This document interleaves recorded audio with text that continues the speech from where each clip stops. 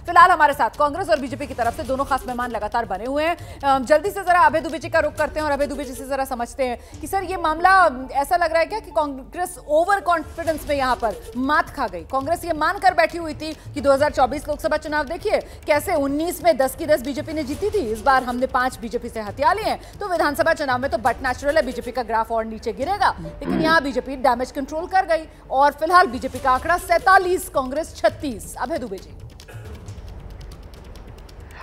अनिल विज साहब ने भारतीय जनता पार्टी के परिणामों का गाना गा दिया, हर फिक्र को धुएं में उड़ाता चला गया। मतलब फिक्रमंद है भारतीय जनता पार्टी परिणामों को लेकर अंदर से। ये बात हम पूरी आश्वस्ति से कह सकते हैं कि हरियाणा इस बार कांग्रेस पार्टी को निर्णायक बढ़त के साथ अच्छे प्रचंड बहुमत के साथ सरकार बनाने का अवसर देगा। जो भारतीय जनता पार्टी के नेता अभी गाना गा रहे थे वो इस बात का संकेत है और सूचक है। जो उन्होंने किया है उनकी सरकार में रहते हुए वो उनको भुगतना पड़ेगा उन परिणामों को।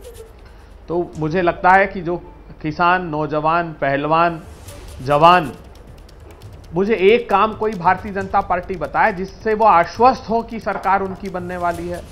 अग्निवीर को लेकर आंदोलित था पूरा हरियाणा। मैं जवाब ले लेती हूं सर, मैं जवाब ले लेती हूं, लेकिन बता दें आपको फतेहाबाद से एक बार फिर से जो दूडाराम है वो जीत दर्ज करते हुए नजर आ रहे हैं। बढ़त उन्होंने बनाई हुई है। फतेहाबाद से एमएलए सिटिंग और उन्हीं को बीजेपी ने एक बार फिर से चुनाव मैदान में उतारा और फतेहाबाद अपनी सीट पर पकड़ बनाए हुए दूडाराम नजर आ रहे हैं। यहाँ पर वजन लाल के भतीजे हैं, ये भी मैं आपको बता दूं। फतेहाबाद बीजेपी के एमएलए उन्हीं पर फिर से दाव लगाया बीजेपी ने और वो अपनी सीट पर बढ़त बनाए हुए। और ऐसे में देखिए हरियाणा बीजेपी 47 और कांग्रेस 36, यही इस समय रुझानों की कहानी है। रुझानों में बीजेपी फिलहाल बहुमत का आंकड़ा पार करके कंफर्टेबल पोजीशन में नजर आ रही है। और जो रिजर्व सीटें हैं, एससी सीटें, उसमें कांग्रेस 10, बीजेपी 7, मतलब कुल 17 एससी रिजर्व सीटें हरियाणा की 90 विधानसभा सीटों में, जिसमें कांग्रेस 10 पर बढ़त बनाए हुए है, बीजेपी 7 पर बढ़त बनाए हुए है। फतेहाबाद से बीजेपी के दूडाराम 3405 वोटों से आगे चल रहे हैं। रिजर्व सीटों में कांग्रेस 10, बीजेपी 7 पर बढ़त बनाए हुए है। तो कहां जाकर थमेगा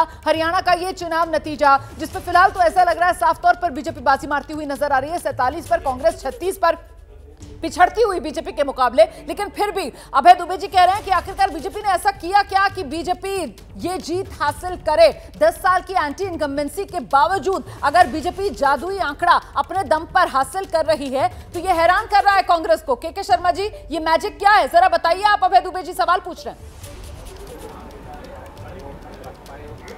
नहीं, मैजिक बहुत सही है। वहां पर रोमाना जी जिस ढंग से 10 साल की है जो सरकार है भाजपा की, जिस ढंग से वहाँ डेवलपमेंट के काम किया, खर्ची पर्ची के बगैर जो है युवाओं को रोजगार वहाँ पर मिला है, जिस ढंग से 24 फसलों की जो है एमएसपी पर खरीदी हुई है जो पूरे देश भर में कहीं नहीं हुई है, जिस ढंग से 500 रुपया पे वहाँ गैस सिलेंडर दिया है, लोगों को घर घर में शौचालय बना है। और मैं एक एवरेज कह सकता हूँ, यदि आप वहाँ डेवलपमेंट का देखें तो हर गाँव में लगभग 5 करोड़ रुपए के वर्क हुए हैं।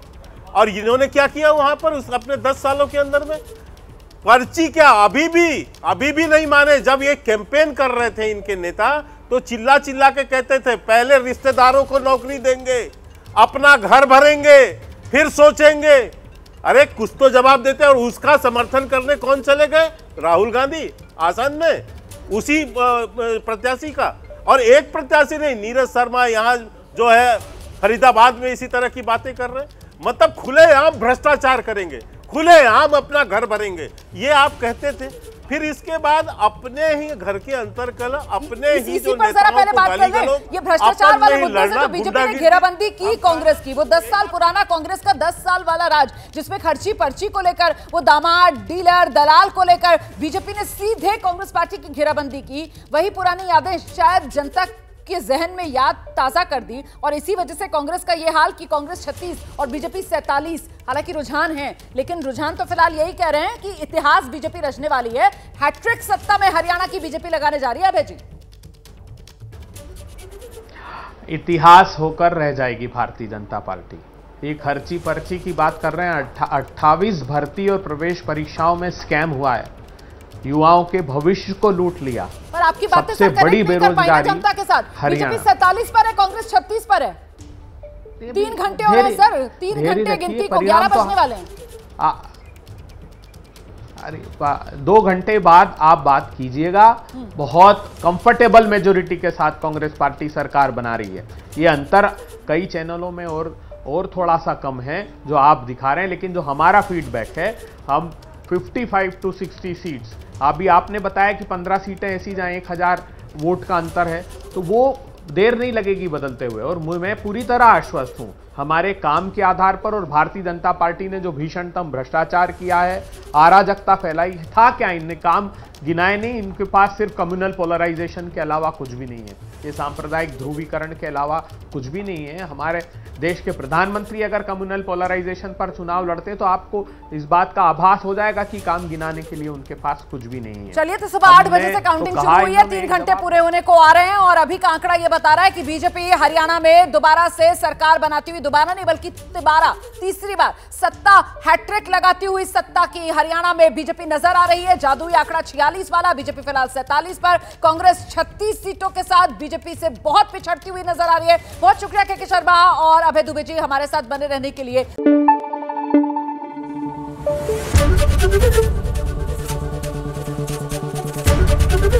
एबीपी न्यूज आपको रखे आगे।